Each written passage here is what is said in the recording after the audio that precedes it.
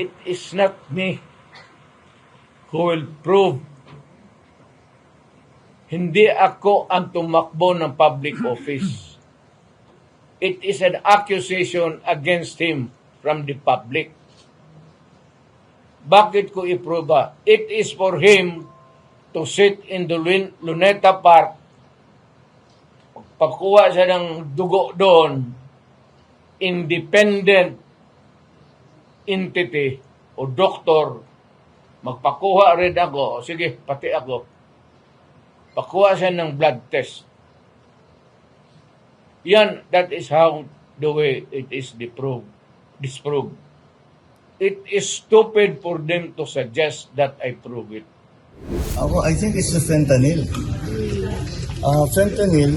Itong fentanyl po, Mr. President, it is prescribed by a doctor, may prescription yan.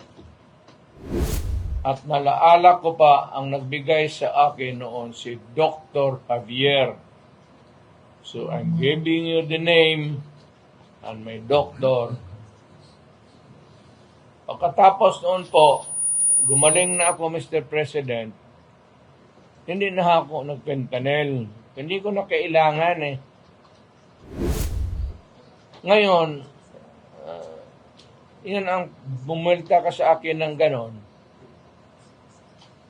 Tatanungin kita, yung cocaine, may prescription ba yan? And may I ask the President, bakit ka pumunta ng Germany right before the campaign sa presidency? Bakit ka napag-rehabilitate doon?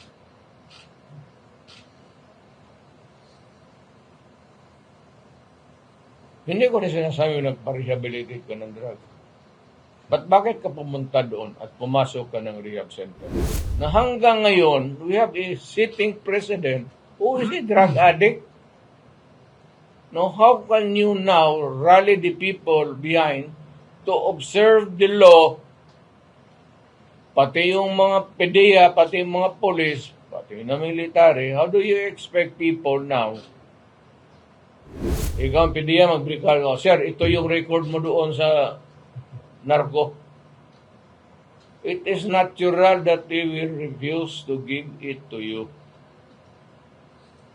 But anyway, hanapin ko yon, hindi ko man tinanggap yon, pero hanapin ko ron, as soon as it comes into my hands, I will release it.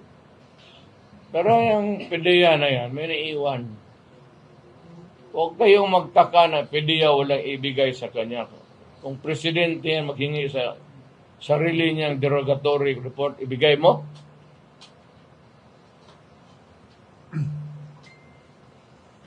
Siyempre, magsabi talaga wala. Tingnan mo, pag nawala na si Marcos, di ba maglabasa na naman yan? Lupuhan yung PDEA.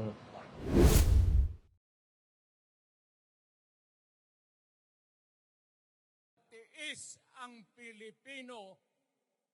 Hindi si dating Pangulong Rodrigo Duterte ang hahanap ng patunay kung positibo sa paggamit ng ilegal na droga si Pangulong Bongbong Marcos. Ito nga ay matapos na hamunin ni House Speaker Martin Romualdez si dating Pangulong Duterte na maglabas ng ebidensya para patunayan ang kanyang mga akusasyon sa Pangulo. Giit ni Duterte, dahil nasa gobyerno naman si Marcos, nasa kanya ngayon ang responsibilidad na patunayan na siya ay inosente. Kamakailan nga, sa isang prayer rally, tinawag ni dating Pangulong Duterte si Pangulong Marcos na isang drug addict at gumagamit ng cocaine. Noong siyang araw ay mayor pa ng Davao City, pinakitaan siya ng PDEA ng drug list kung saan naroon ang pangalan ng Pangulo. It is not me who will prove. Hindi ako ang tumakbo ng public office. It is an accusation against him from the public. Bakit ko iproba? It is for him to sit in the Luneta Park, pagkuha siya ng dugo doon, independent entity o doktor, magpakuha rin ako, o sige, pati ako, pakuha siya ng blood test. Yan, that is how the way it is disproved. It is stupid for them to suggest that I prove it. I am not a public official. I think it's the fentanyl. Fentanyl is... Hindi naman pumalag si Pangulong Marcos sa akusasyong ito, pero buwelta niya, baka kaya nasasabi raw ito ni Duterte ay dahil sa fentanyl. Pero sabi ng dating Pangulo, ang fentanyl ay reseta sa kanya para maging pain reliever nang siya ay madisgrasya. 8 taon na ang nakakaraan sa kanyang pangangampanya sa pagkapangulo ng bansa. Itong fentanyl po, Mr. President, it is prescribed by a doctor, may prescription yan. O ito yung fentanyl patch. Parang ganunin mo yan, malaki man yan, guntingin mo sa 4, ganon. Tapos, isa ito, it talks for about mga 6 hours, 7. Wala na, palitan mo na naman. And it is prescribed by the doctor. And kinuha ko yung aking fentanyl prescription drug doon sa pain center ng St. Luke's. At nalaala ko pa, ang nagbigay sa akin noon si Dr. Javier. So I'm giving you the name and my doctor. Pagkatapos noon po, gumaling na ako, Mr. President. Hindi na ako nag-fentanyl. Hindi ko na kailangan eh. Ngayon, yan ang bumulta ka sa akin ng ganon. Tatanungin kita, yung cocaine, may prescription ba yan? Una na ngang itinanggi ng Philippine Drug Enforcement Agency na nasa drug list si Pangulong Marcos taliwas sa pahayag ng dating Pangulo. Ayon naman kay Duterte, natural lang na itanggi ng PIDEA na kasali sa kanilang narcolist ang Pangulo. Pero hahanapin niya raw ang listahang ipinakita sa kanya noon at ilalabas ito sa publiko. Ikaw ang PIDEA, mag-recall ko, Sir, ito yung record mo doon sa narco. It is natural that they will refuse to give it to you.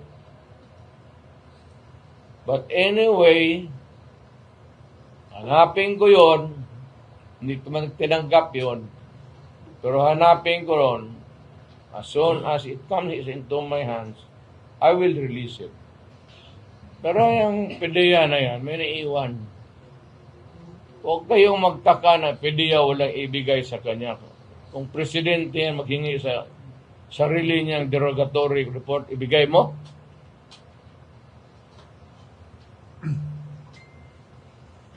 Siyempre, magsabi talaga wala. Tingnan mo, pag nawala na si Marcos, di ba maglabasa na naman yan? Lupuhan niya, PIDEA.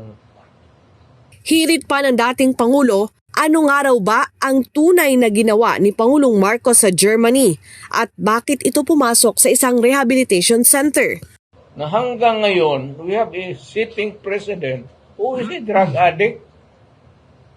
Now, how can you now rally the people behind to observe the law, pati yung mga PIDEA, pati yung mga police, pati na military? How do you expect people now? And may I ask the President, bakit ka pumunta ng Germany right before the campaign sa presidency? Bakit ka napag-rehabilitate doon?